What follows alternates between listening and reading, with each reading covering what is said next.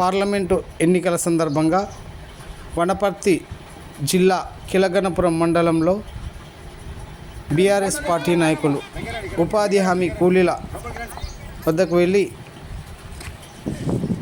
Car గుర్తుకు ఓటేయాలని విజ్ఞప్తి చేశారు. మండల సమన్వయకర్త నందిమల్ల అశోక్, మండల ఎంపీపీ కృష్ణనాయక్ మాట్లాడుతూ గత కేసీఆర్ ప్రభుత్వం అనేక సంక్షేమ పథకాలను ప్రజల కొరకు ప్రవేశపెట్టిందని, వాటి పథకాలను కాంగ్రెస్ ప్రభుత్వం పట్టించుకోవడం లేదని అన్నారు. మా నాయకులంతా వాళ్ళ దగ్గరికి పోదాం, వాళ్ళకి చల్లగా ఏదైనా నీళ్ళు దాపి వచ్చి ప్రశాంతంగా మాట్లాడొచ్చు, వాళ్ళు కూడా కొంచెం ఇన్నది జర వాళ్ళ ఒంటికి పడుతుందనే ఉద్దేశంతో ఈడికి వచ్చినాము. అయితే ఇప్పుడు అన్ని విషయాలు చెప్పిండమ్మా.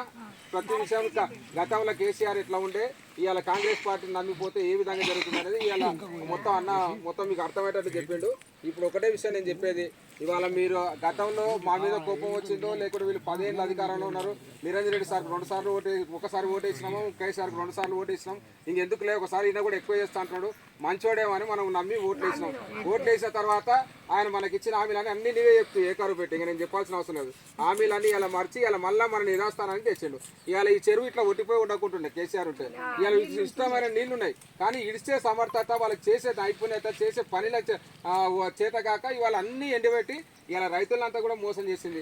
ఇలా మహిళలు కూడా ఒక ఫ్రీ బస్ అని పెట్టి ఆ ఫ్రీ బస్సులో ఎన్నిసార్లు మనం తిరుగుతాం అనేది ఒకసారి ఆలోచన చేయాలి. అదే 2500 ఒక్కొక్క ఇంటికి ఇచ్చింటే ఈరోజు విజయంగా నమ్ముకుంటే ఈరోజు మమ్మల్ని ఇంతసేపు మీరు మాట్లాడారు. ఆయన చెప్పిన అన్ని విషయాలు మీరు మళ్ళీ చెప్తున్నారు, ఆయన మంచిగా చేస్తున్నాడు, మేము ఆయనకే చేస్తామని అంటారు. కానీ ఇవాళ పరిస్థితులు ఏమైపోయిందంటే కాంగ్రెస్ పార్టీని తెచ్చుకున్నాక, కాంగ్రెస్ పార్టీ వచ్చిన అధికారంలోకి వచ్చిన కరువు తీసుకొచ్చింది తప్ప ఇంకేం తీసుకురాలి. కాబట్టి ఇప్పుడు మన ద్వారా మన కష్టాలన్నీ కూడా ఇవాళ పెద్ద సభలో అంటే ఇలా ఢిల్లీలో ఉన్న పార్లమెంట్లో ప్రశ్నించాలంటే ఒక మాదిగ కులానికి చెందిన వ్యక్తి దాదాపు సంవత్సరానికి లక్షలాది మంది ఉద్యోగాల కోసం ప్రయత్నం చేస్తే అటువంటి లక్షలాదిలో ఒక్కడే ఐపీఎస్ ఆఫీసర్గా సెలెక్ట్ అయ్యి దాదాపు 30 ఏళ్ళు సర్వీస్లో ఉండి 7 ఏళ్ళు మళ్ళీ ఇప్పుడు సర్వీస్ను కూడా వదులుకొని అంటే ఉద్యోగాన్ని వదులుకొని సకల భోగాలు వదులుకొని తన పిల్లలకు సంబంధించిన చదువులు ఆగిపోతుంటే కూడా వాళ్ళకి స్కాలర్షిప్తోనో ప్రభుత్వ రుణాలతో చదివించుకుంటాం. మన పేద జనం కోసం ఇవాళ ప్రవీణ్ కుమార్ అనే వ్యక్తి వచ్చిండు.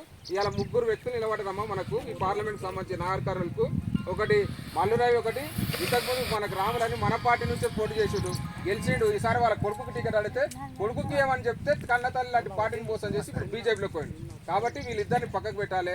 రేపు రాబోయే కాలంలో మన గొంతు, మనకు పడే కష్టాలు ఇప్పుడే ఇంటి బిల్లు రాలే అంటున్నాం, అటువంటి రావడానికి అదేవిధంగా మనకు రావాల్సిన హక్కులను కాపాడుకోవాలంటే ఈ ప్రాంతం ఇవాళ ఆర్ఎస్ ప్రవీణ్ కుమార్ అనే వ్యక్తి మన మామనాడు జిల్లాలో అల్లంపూర్కి ఉన్న వ్యక్తి. ఆయన చిన్నప్పటి నుంచి కష్టపడి మట్టి మోసి మనలాగా రిక్షలాగి బండలు మోసి ఇవన్నీ చదువుకొని ఆయన ఒక ఐపీఎస్ ఆఫీసర్ అయ్యాడు.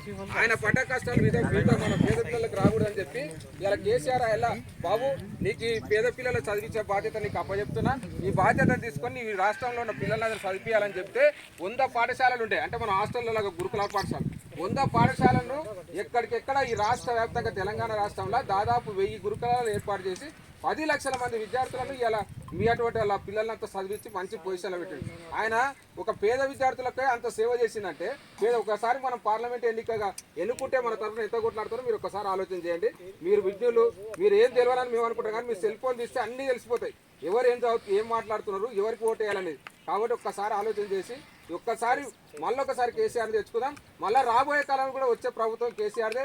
ఈ రాష్ట్రానికి, తెలంగాణ ప్రజలకు, మన పేద ప్రజలకు ఏదైనా మంచి చేయాలంటే అది కేసీఆర్ నుంచి అయితే తప్ప ఈ కాంగ్రెస్ వాళ్ళ జుట్టు ఢిల్లీలో ఉంటుందమ్మా. వాళ్ళు ఏ నిర్ణయం తీసుకోలేడు. ఇప్పుడు కేసీఆర్ నీకు 2500 ఇవ్వాలంటే ఇస్తాడు, కానీ ఇదే రేవంత్ రెడ్డి 2500 ఇవ్వాలంటే పోయి రాహుల్ గాంధీని అడగాలి, ఆయన చెప్తేనే ఈయనకి ఇవ్వాలి. లేదంటే వాళ్ళు ఇప్పుడు మొత్తం దేశం మొత్తంగా కాంగ్రెస్ పార్టీ ఓడిపోయింది. ఒక్క కర్ణాటకలో ఈ తెలంగాణలోనే అధికారం ఉంది.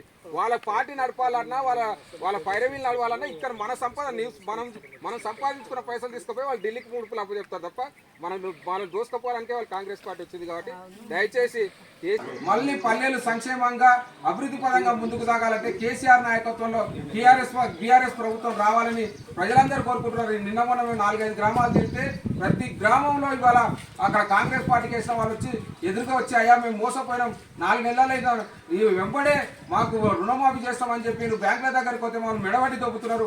మెడవడి దొబ్బడం కాక వాళ్ళు వచ్చి రుణాలు కడతారా లేదని నోటీసులు ఇస్తున్నారు. మమ్మల్ని ఉరిబా బాధ పెడుతున్నారు. కేసీఆర్ గారిని అయ్యమంటారు, మళ్ళీ ఆయనే రావాలని ఇలా ప్రజలు కోరుకుంటున్నారంటే ఈ ప్రభుత్వం పట్ల ఎంత వ్యతిరేకత ఉందో తెలుసుకోవాల్సిన అవసరం ఉందని కూడా ఈ సందర్భంగా మనం చేస్తూ ఇవాళ మనకు ఒక అవకాశం వచ్చింది పార్లమెంట్ ఎన్నికలు. ఈ పార్లమెంట్ ఎన్నికలు అంటే సర్పంచ్ ఎన్నికలలాగానో లేకుంటే జెడ్పీటీసీ ఎలక్షన్ లాగానో ఉండదు. ప్రతి ఒక్కరు వచ్చి పలకరించి వాళ్ళకు నయాన్నో భయాన్నో లేకుంటే నజరాన్నో ఇచ్చి చేసే కార్యక్రమం కాదు ఇది. ఈ ప్రాంతానికి సంబంధించిన సమస్యలు ప్రాజెక్టుల విషయంలో కానీ రైల్వేకి సంబంధించిన విస్తరణలో కానీ అనేక పెద్ద పెద్ద కార్యక్రమాలు చేయాలంటే పార్లమెంట్ వేదికగా తీసుకుంటాం. ఆ పార్లమెంట్కి మన ద్వారా పంపించే వ్యక్తి మన ప్రాంతాల పట్ల సమస్యల పట్ల అవగాహన కలిగిన వ్యక్తిగా ఉండాలి. ఇవాళ గతంలో ఇవాళ 3 అభ్యర్థులు మన ముందరికి వస్తున్నారు. మన బీఆర్ఎస్ పార్టీ తరఫున ప్రవీణ్ కుమార్, అదేవిధంగా కాంగ్రెస్ పార్టీ